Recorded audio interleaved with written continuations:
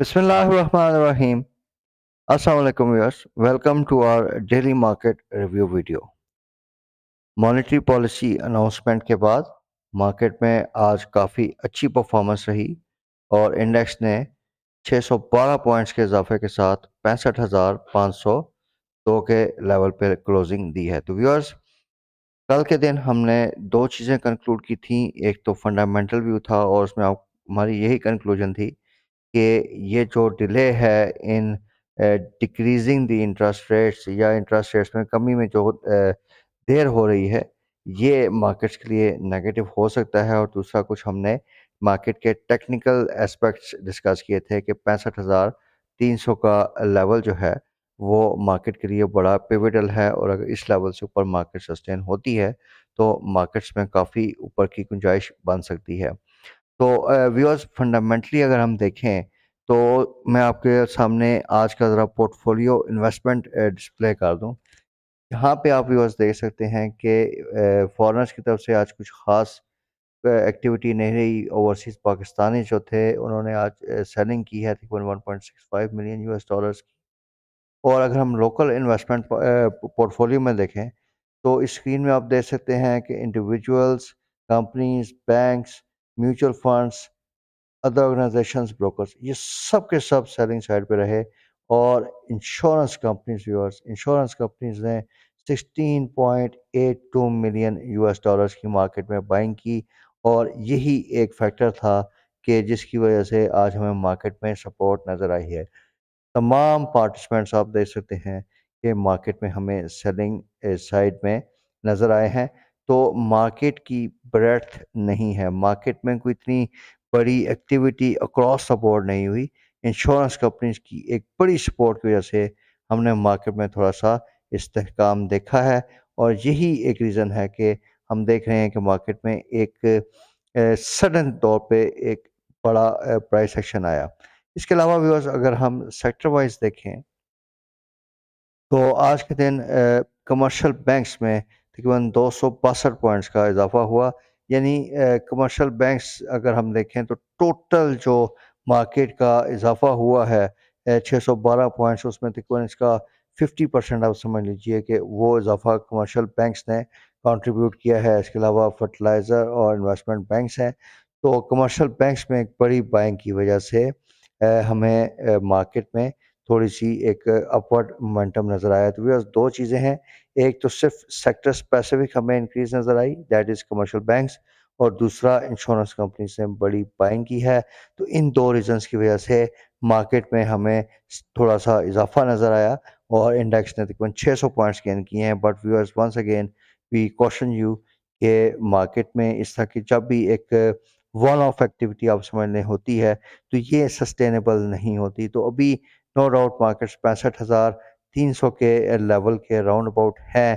तो we are expecting कि जो इसकी एक बड़ी रेजिस्टेंस लेवल थी 66,100 की रेंज, तो यहाँ पे मार्केट्स दोबारा से रेजिस्ट हो सकती हैं और मार्केट्स प्रॉफिट सेलिंग की तरफ जा सकती हैं। इसके अलावा व्यूअर्स, आईएमएफ की साइड पे अगर हम देखें तो एक दिन का मज़ीद डिले हुआ है टॉक्स की कंक्लूजन में। और जो इनके टॉक्स कंक्लूड होने थे 18 मार्च को, वो एक दिन के लिए एक्सटेंड हुए हैं। और अभी देखते हैं कि क्या स्टाफ लेवल एग्रीमेंट की तरफ बात जाती है या नहीं जाती। ये आज शाम तक काफ़ी हद तक चीज़ें क्लियर क्लियर होंगी। तो ये मार्केट का जो नेक्स्ट मूव बनेगा, ये इस पे भी डिपेंड करेगा कि आईएमएफ की साइड से क्या न्यूज़ आती है। वैसे तो जनरल परसेप्शन यही है कि इस जो 1.1 बिलियन यूएस डॉलर्स की हमारे पास लास्ट आनी है ट्रांच, इसमें कोई इतना बड़ा इशू नहीं होगा। ये हमें मिल जानी चाहिए और नेक्स्ट जो आईएमएफ का प्रोग्राम है उसमें काफ़ी सख्त कंडीशंस होंगी। तो लेट्स सी कि अभी इसका क्या आउटकम आता है। और अगर तो एज़ यूजुअल हमें ये एसपीए मिल जाता है तो उसमें कोई सच मार्केट में इतना ख़ास फैक्टर नहीं होगा। लेकिन अगर खुदा न खास्ता किसी वजह से इसमें मज़ीद डिले हुआ तो ये चीज़ मार्केट्स को नेगेटिवली इफ़ेक्ट कर सकती है। तो व्यूअर्स, आज एक स्क्रिप्ट काफ़ी अरसे से हम देख रहे हैं कि एक अच्छी परफॉर्मेंस कैटेगरी में आ रहा है। और अगर हम इसका थोड़ा-सा एनालिसिस करें तो इसकी कुछ मटेरियल इन्फॉर्मेशंस भी आ रही हैं। जिस तरह कि आज के दिन हमने देखा कि यूनिटी फूड से रिलेटेड एक ख़बर आई कि विलमार ग्रुप जो है वो तकरीबन 23.2% स्टेक जो है वो लेने जा रहा है यूनिटी फूड का। तो विल्मर ग्रुप जो है वो ऑलरेडी इस कंपनी यानी यूनिटी फूड्स का एक स्पॉन्सर ऑलरेडी पहले से मौजूद है। इसके पास 259 मिलियन शेयर जो हैं वो यूनिटी फूड के हैं। तकरीबन 21.74% के हिसाब से इनकी एग्जिस्टिंग होल्डिंग है। तो ये जो विल्मर ग्रुप और बाकी जो इनके चीफ एग्जीक्यूटिव हैं और एक और अदर सब्सिडी है उसकी होल्डिंग के बाद इनकी जो स्पॉन्सर्स की होल्डिंग है वो मज़ीद इंक्रीज़ हो जाएगी। तकरीबन 50% प्लस के लेवल पे ये लोग चले जाएंगे। तो अगर हम यूनिटी फूड का व्यूअर्स थोड़ा सा एनालिसिस करें तो करंटली इसका जो फ्री फ्लोट है वो 40% की रेंज में है। और ये जो प्रपोज ट्रांजैक्शन आ रही है इसके बाद इसका जो फ्री फ्लोट है वो काफ़ी हद तक हमें जो है वो स्पॉन्सर्स के पास जाता हुआ नज़र आ रहा है। तो ये एक डेवलपमेंट है जो कि इस शेयर को थोड़ा सा स्टेबिलिटी प्रोवाइड कर सकती है।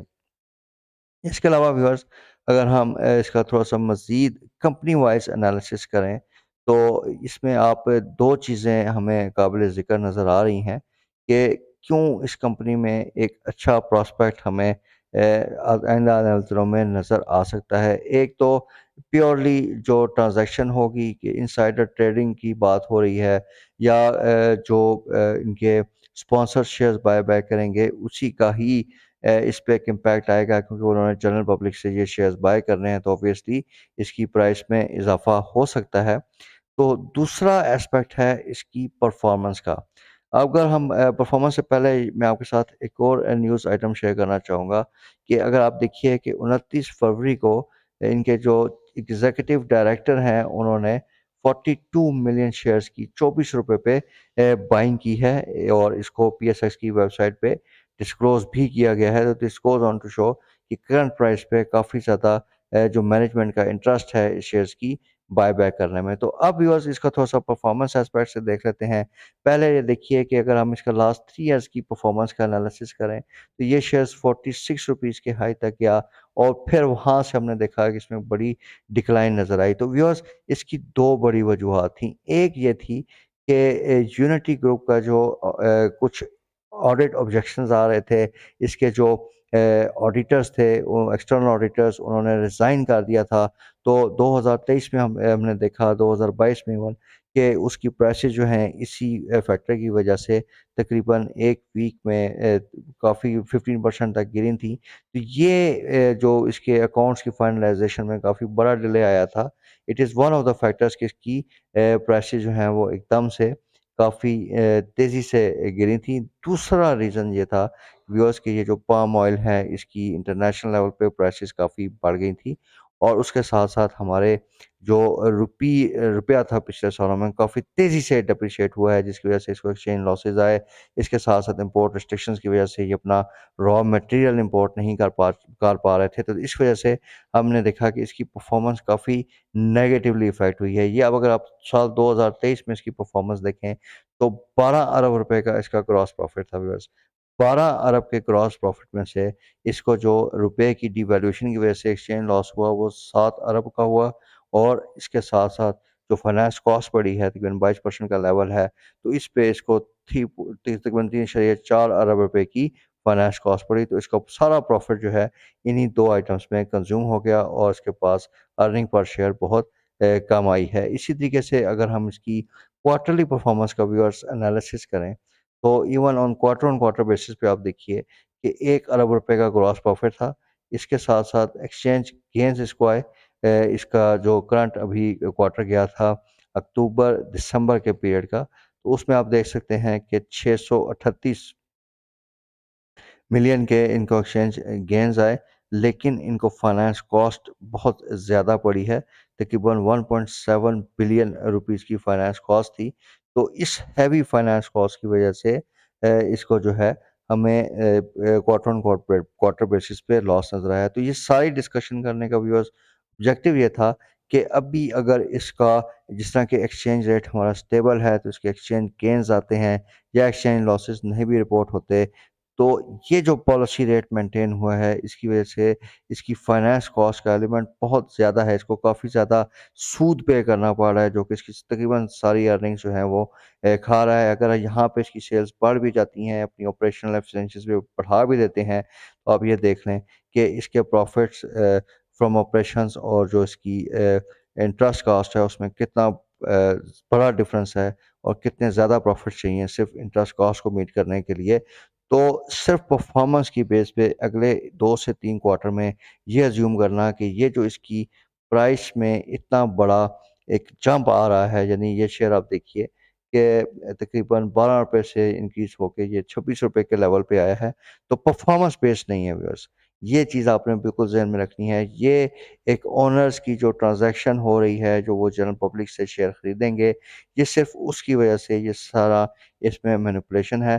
Therefore it's a high risk share और अभी इसमें आपने काफ़ी ज़्यादा एहतियात के साथ काम करना है। कई सर्कल्स में बात हो रही है कि जी ये 28-30 रुपए तक की भी इसमें बात है। मेबी शायद जा भी सकता है, लेकिन वंस अगेन हमारा इसमें फोकस ये होना चाहिए कि बाय एंड क्विक एग्जिट, कि अगर आपने इसको बाय किया भी है तो स्ट्रिक्ट स्टॉप लॉस यूज़ कीजिए, थोड़ी सी अगर आपको इसमें गेन मिले तो आप इसमें एग्जिट करें। इस शेयर में काफ़ी ज़्यादा वॉलेटिलिटी हम आइंदा आने वाले दिनों में देख सकते हैं, क्योंकि इस शेयर में परफॉर्मेंस नहीं है।